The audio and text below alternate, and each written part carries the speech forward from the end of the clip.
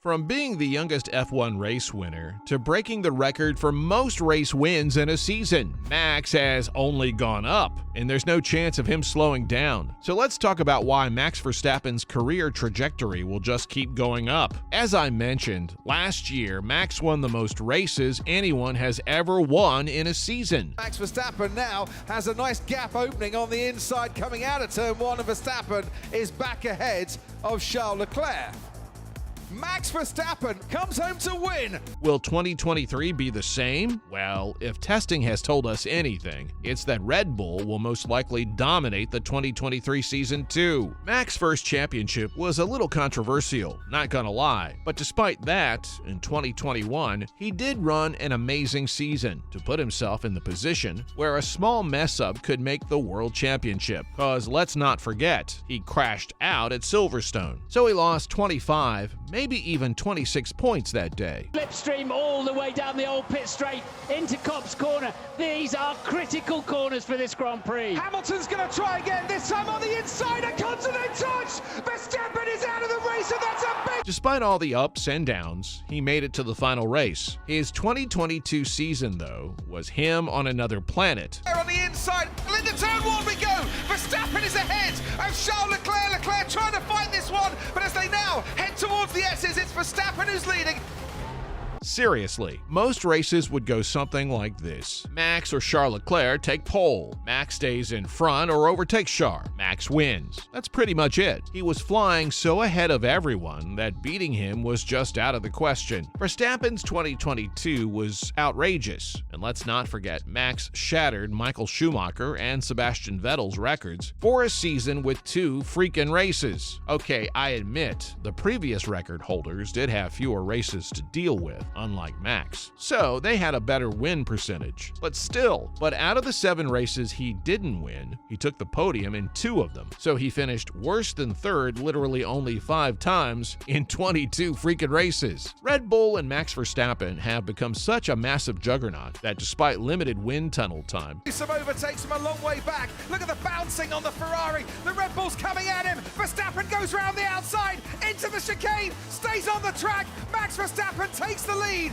at the sprint here at Imola. they're still the fastest on the track right now. This begs the question, how did Max get here? Okay, here's an interesting fact for you. Max Verstappen's rise through the open wheel ranks was so freaking quick that it forced a rule change. He jumped from karts to cars in the 2014 offseason, and then after that, he won 10 races. That meant he was third in the 2014 F3 championship, and honestly, that's all Red Bull really needed to see to get how good he is. The Austrian team didn't waste a single second and didn't even make him go through Formula 2. Nope, they promoted him to F1 straight in 2015. Because of this, the FIA introduced a more robust and thorough licensing system. That actually made sense because, yeah, this worked out well, but driving an F1 car really isn't the easiest thing to do. And neither is it the safest if you don't have the right kind of training. At that time, this decision seemed like it's a huge mistake, cause usually when something like this happens, it wastes a prospect's potential. Red Bull pulled a similar stunt with Jaime Alguersuari, the driver that Max replaced as the youngest ever F1 starter. And guess what happened to Jaime? He left F1 in 3 years and became a DJ. So a lot of people really did think that something similar was going to happen to Max. They thought that he hadn't had enough time to mature since he never went to F2, especially since Verstappen wasn't even a reserve. He went straight to Scuderia Toro Rosso at just 17 years old, without a season in International Series. But oh boy, did he prove everyone wrong. Verstappen overcame the concerns pretty quickly. He scored points regularly in 2015, and he even finished in 4th place twice. So for the 2016 season, he was called up to Red Bull, and guess what ended up happening? The guy ended up winning a freaking race. He becomes the youngest ever Formula 1 driver to win a race. He had 4 more podiums that season, and he finished 5th in his maiden season with Red Bull. Honestly, part of why Daniel Ricciardo left in 2018 was cause Max was starting to gain dominance and Danny wasn't okay with that. He wanted to be the first driver, regardless of the team. Yikes, that backfired pretty badly, didn't it? Anyway, over the next few years, Verstappen improved gradually, but he never really won more than 3 races between 2017 and 2020. And once Sebastian Vettel had that falling out with Ferrari, it was clear as day say to Mercedes and Lewis Hamilton that Verstappen's going to be their greatest threat for the 2021 season. He really did live up to that promise, didn't he? He won 10 races that year, and then he won the race at Abu Dhabi. The extremely controversial race that ended with Michael Masi getting fired. On a less cheery note, though, many Formula One fans don't exactly believe that the win was a win, and they still feel that Lewis is the rightful champion, cause the way he won really was unprecedented. That probably annoyed Max a little bit, and that's exactly why he did so darn well in 2022. Verstappen had a season so dominant that it made the sport look easy. I mean, 15 wins, 7 poles, and 454 freaking points. By May, honestly, the season was Red Bull's. Even though after the first 3 races, Ferrari was the ones to beat. After that, Red Bull was unstoppable. This record-setting year really was aided by Ferrari's constant strategic blunders, the year-long battle with porpoising, and of course, the Mercedes with no side pods. If these two teams hadn't messed things up the way they did, honestly, maybe Red Bull would have had a bit of a challenge. But the truth is, the Austrian outfit did make a darn good car, and Max is a darn good driver. Now, the balance of power has shifted. First, it was 2 team fights, or even 3 team fights, but not anymore. Now we have 2 teams that are just trying to catch up to 1 team, and that's Red Bull. And these 2 teams really have made a lot of promises about how they'll beat Red Bull in 2023. But the truth is, Max will only get stronger. Now that Verstappen needs to keep the lead, there's no doubt that he won't be able to, at all, whatsoever. Cause here's the thing, Mercedes and Ferrari spent their off seasons fixing problems with the car, but Red Bull just had to improve on their first car, cause they completely nailed the 2022 regulations and built an amazing machine. Plus, at the same time, Ferrari's got a new boss now, and while expectations are high, it will take some time to get used to the new guy. What's really going to end up happening is that Verstappen and the team will come out swinging, and they're going to get the lead. Ferrari and Mercedes will win a few races here and there, but Red Bull is still most likely to win both championships. Red Bull's on a roll, Max is on a roll, and his contract goes all the way till 2018. So the truth is, we're entering a new era of dominance. First, it was Seb, then Hamilton, and now we're in the Verstappen era. Or are we? Look, realistically speaking, 3 people can win the championship. Nicholas Latifi? Kidding. It's Verstappen, Lewis Hamilton, and Charles Leclerc. Now, 2 of them need massive upgrades to their cars to be able to win. Plus, just take a look at Verstappen's career. He's a 2-time champion and a 35-race winner, and he's not even 26 yet. Another 10 years like this, and he might as well be the best ever Formula One driver to exist. And knowing him, chances are he'll be able to do that, cause he's got that dog in him, and his career will just keep going up.